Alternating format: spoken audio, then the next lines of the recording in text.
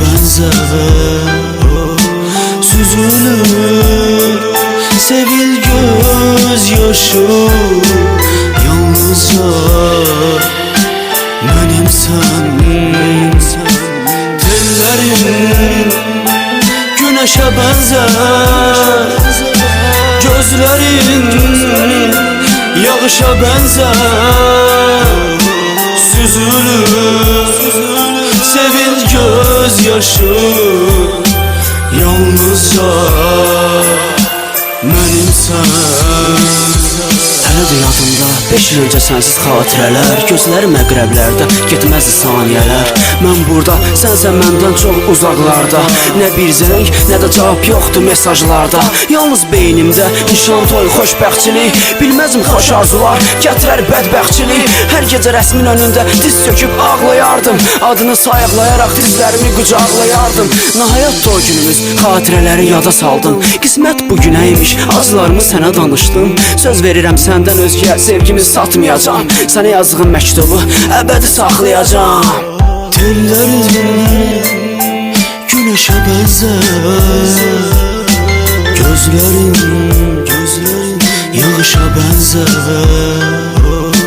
süzülür sevil gözyaşı yalnızca benim sen. Tellerin güneşe benzer gözlerin yağışa benzer süzülür sevil gözyaşı yalnızca benim sen. Sənin gözəl gözlərin aparır xəyallara. Nəhayət yanımdasan və mən xoşbəxtəm. Xəyallarımın qadınısan, mənim şəhzadəm.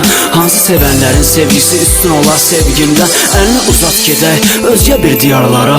Təmiz hava çəmənli yox olsun hətta insanlar da. Dörd yanda mələklər, bir döyünür qəlbimiz. Daha bitdi bugündən sonra bizim həsrətimiz. Adətən bu cür xoşbəxtlik olardı nağıllarda. Söz verirəm şəhzadə kimi yaşayacağıq həyatda.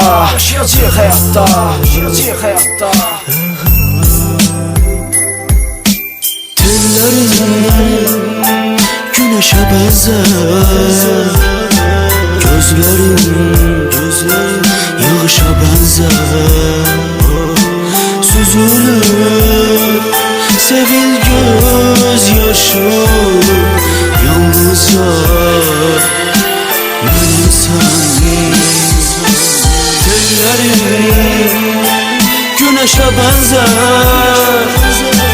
gözlerin yağışa benzer süzülür sevil gözyaşı yalnızca benim sen.